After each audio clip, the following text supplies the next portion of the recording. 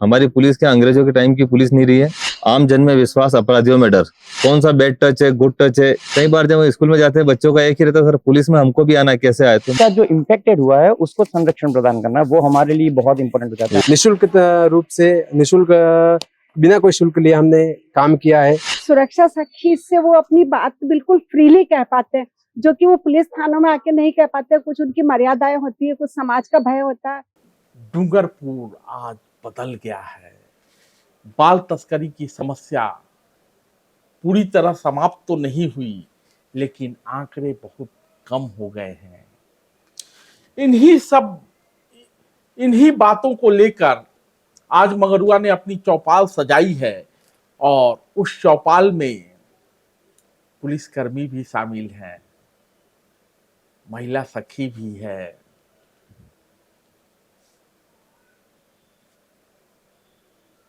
Police मित्र भी हैं, बच्चे भी हैं और चाइल्ड प्रोटेक्शन अधिकारी भी हैं। तो आइए देखते हैं क्या कहते हैं।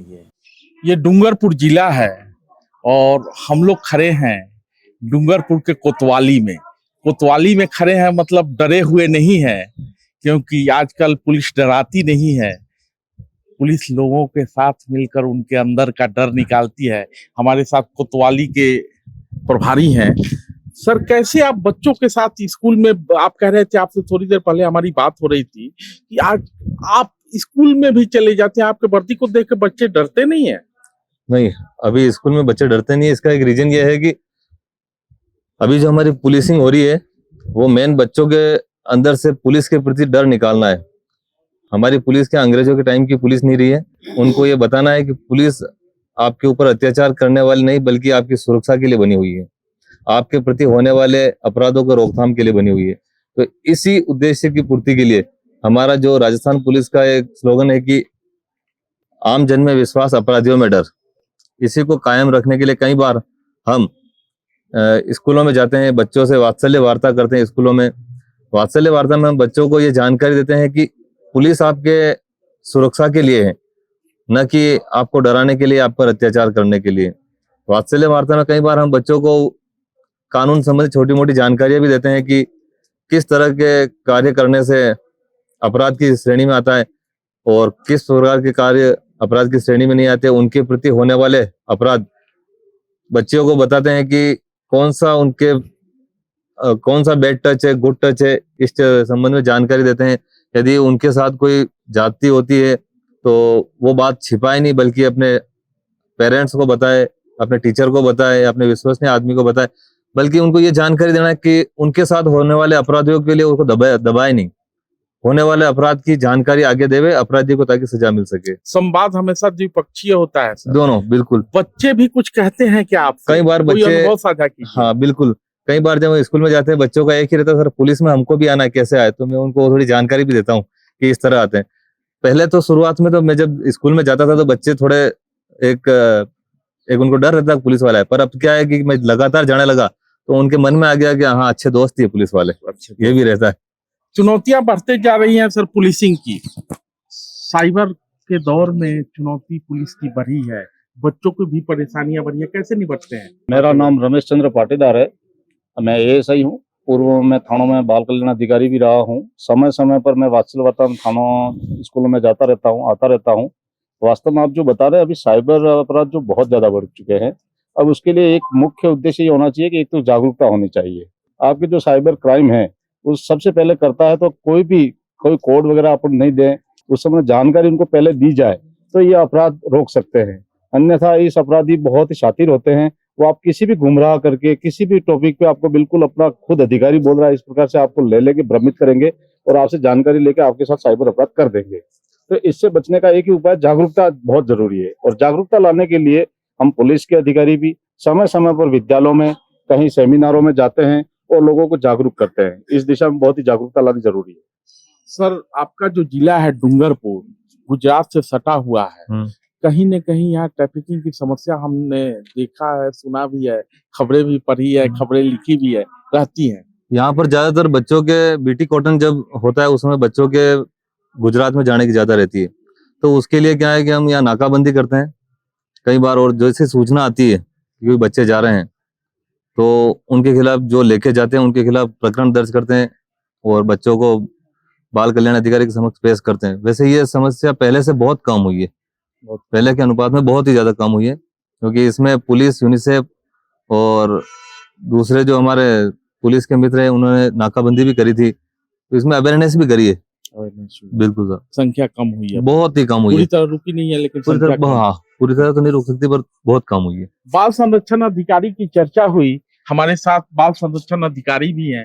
सर नाम बताइए और सर जो कह रहे हैं और अपने काम के विषय में बताइए, कैसे बच्चों से जुड़े हुए हैं। मेरा नाम लोहित आमेटा है और मैं district child protection unit Dungarpur में काम कर रहा हूँ।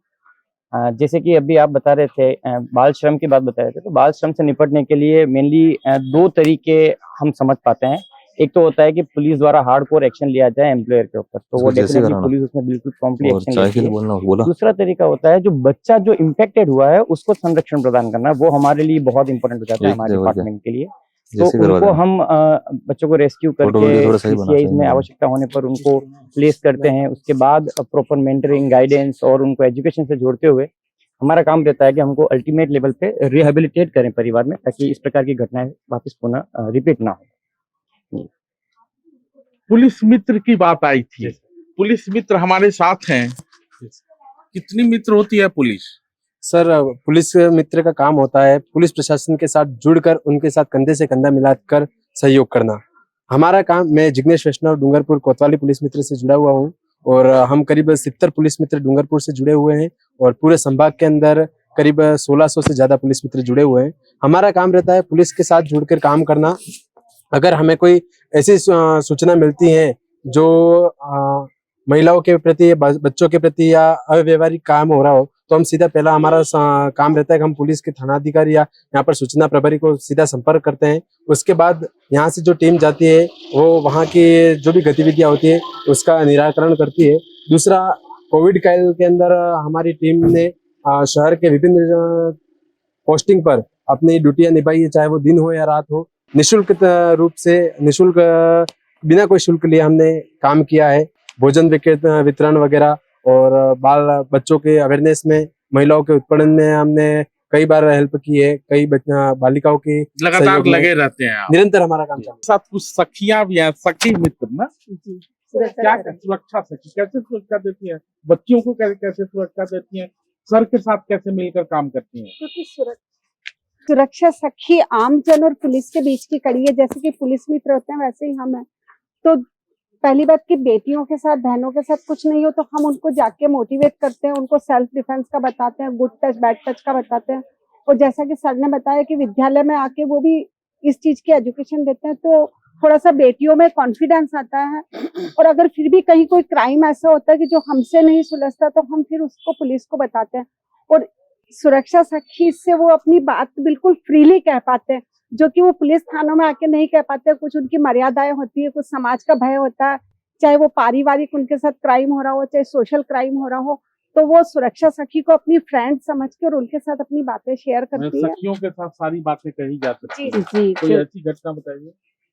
घटना तो सर, कोरोना की चर्चा आप कर रही थी, कोरोना के दौरान आपने, कोरोना के दौरान हमने बहुत से लोगों की मदद की है और सभी सुरक्षा सखियों ने मिलकर घर घर जाकर लोगों को राशन दिया है।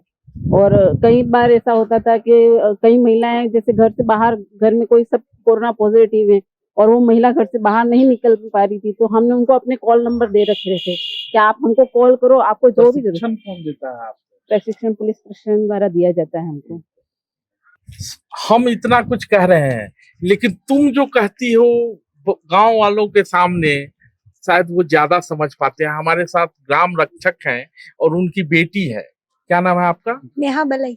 नेहा। नेहा इतना नेह के साथ लोगों को नुक्कड़ नाटक के संवाद के जरिए अपनी बात बताती है कि लोगों को समझ में आती है। कैसे कर पाती है वो अभी पापा के साथ रह रह के सब सीख गए ऐसे। अब डर नहीं लगता कि किसी के सामने ऐसे बोलना है कि ये वैसे एक बात मैं इसको भी गलत समझती हूँ कि लड़कियां भी गलत बन जाती है कभी कभी, तो उसके बर्बादी का कारण भी वही बन जाती है। अभी बीच में ही कुछ हुआ था कि एक लड़की किसी लड़के से बात कर रही थी, मतलब ऐसे नेगेटिवली, तो फिर बाद में उसने मना कर दिया कि मैं तुझसे बात नहीं करूंगी, तो उसने उसको मार डाला। बीच में ही कोमल हुआ हूँ, था। कमजोर नहीं मैं। हाँ, वो इसीलिए है, इसीलिए बनाया हमने। पापा के साथ ही गई थी मैं वहां पर, ताकि वो डब कर चुको उसके बारे में सब जानकारी मिले सबको ही। जी, क्या सुनाते हैं लोगों को? जी, कमलेश बामणिया नाम है मेरा। और लोगों में ये बताते हैं कि जो खुद के ऊपर उनके ऊपर जो बीतती है। आपका भाषण हमको समझ में नहीं आता, संवाद बोलिए जो बोलते हैं, फट से बोल दीजिए। अरे गांव वाले तमन कोई खबर पड़े कि तुम्हारे गाम ना जे आ व्यक्ति बाप ते कमाई रह्यो, बाप ते बैठो है ने बेटो कमावा मोकली रहा। तमे केवा आदमी हो यार, तमे गजब नो पेलो करी रहा। बाप बेटा ने कमाई बचपन थी नाना सोरो ने कमाई खाई रहा। गजब ની વાત है यार તમારે। પછી એમને આનંદ સોર આવેગા, ઈ બી બચપન થી કમાएगा તો પછી આની જિંદગી કારી બનેગા। જિંદગી બનાવવા બદલે સોરોને ભણાવો, અગાડી વધાવો અને બીટી કોટન में ने મોકલવે, બરા બાલ શ્રમ ने કરાવવો है। આ વાત અમારે એક પાત્ર બનીને અમે गांव गांव ढाणी ढाणी जाइन हम चाइल्ड फ्रेंडली थाने का कॉन्सेप्ट क्या है सर? ये हम लोग कोतवाली में खड़े हैं, डूंगरपुर जिले में कितने थाने ऐसे हैं जो कि चाइल्ड फ्रेंडली कह सकते हैं? डूंगरपुर जिले के लगभग सभी थाने चाइल्ड फ्रेंडली। फ्रेंडली। हाँ, कहाँ? हर थानों में एक बाल मित्र कक्ष लगा हुआ है, बना हुआ है। जी। कई बार थानों पर बालक अपराध करके भी आते हैं, प्रार्थी के रूप में भी आते हैं, तो उनको एक ऐसा वातावरण मिल जाता है उसमें। वो बाल कल्याण अधिकारी होता है थाने का, वो उसको एक ऐसा वातावरण प्रोवाइड करवाता है कि उनको ऐसा नहीं लगे थाने में आए, ऐसा ही लगे कि हम किसी घर के एक विश्वास वाले व्यक्ति के साथ में हैं। तो इस देश में पुलिस मॉडर्नाइजेशन एक्ट पास हुआ हो या ना हुआ हो, बहुत पुराना है, बहुत खामियां रही होंगी, लेकिन किसी भी एक्ट से कुछ नहीं बदलता। व्यक्ति को बदलाव का वाहक होना चाहिए। उसी बदलाव के वाहक है कोतवाली थाना के एसएचओ। और मैं तो ये कहता हूं कि सरकार के प्रयासों से डूंगरपुर में जितने भी थाने हैं सब कहीं न कहीं चाइल्ड फ्रेंडली होने की दिशा में आगे बढ़ रहे हैं, कुछ कम कहीं ज्यादा। सर क्या कहेंगे? इस समय सर सभी थानों में जहाँ बाल मित्र कक्ष बने हुए हैं, बच्चे दो तरह से इंडिक्ट होते हैं। एक तो बच्चा होता है जो विधि की संरक्षता मांगता है, विधि से संघर्षरत होते हैं, और एक दूसरे बालक जो होते हैं जिनको विधि में उनको संरक्षण देना पड़ता है। दो प्रकार के बालक आते हैं थाने में, कई दफे दोनों प्रकार के बालक आते हैं हमारे सामने। उस समय जिस बालक को संरक्षता चाहिए, जिसके माता पिता नहीं हो, कोरोना में मर गए हैं, खाने का घर में है नहीं, वो बच्चा कभी थाने में आता है कहीं सहायता नहीं मिलने पर, तो हमें उसको संरक्षता देनी है। उस समय उनको क्या होता है, बाल कल्याण अधिकारी जो CWC होती है उनको पेश करके और उचित उसका पुनर्वास करते हैं और उसमें पूरी सहायता देते हैं। बाल कल्याण अधिकारी का ये काम है। कई बच्चे विधि से संघर्षरत होते हैं तो उनको उस हिसाब से उनके माता पिता के रूबरू हम पूछताछ करते हैं, बाल मित्र कक्षा में बिठाते हैं और रात को कभी रखते नहीं है और पूरा ध्यान रखा जाता है बालकों के बारे में, दोनों प्रकार के बालकों। राजस्थान सरकार का स्लोगन क्या है? राजस्थान पुलिस का स्लोगन क्या है सर? आम जन में विश्वास, अपराधियों में डर। और उसी आम जन में एक छोटा सा बच्चा भी शामिल होता है, हर बच्चा शामिल होता है, क्योंकि आज का बच्चा ही कल का नागरिक होता है। और जब बच्चा कानून से परिचित होगा और पुलिस उनके साथ होगी तो निश्चित रूप से वो एक बेहतर नागरिक बनेगा। ऐसी कोशिश में डूंगरपुर के तमाम थाने लगे हुए हैं। मंगरुआ उम्मीद कर रहा है कि राजस्थान के अन्य थाने भी उसी दिशा में कार्य कर रहे होंगे और बच्चों के लिए चाइल्ड फ्रेंडली थाने बनाने की दिशा में ये पहल हर बच्चे को एक बेहतर नागरिक बनाएगी। धन्यवाद।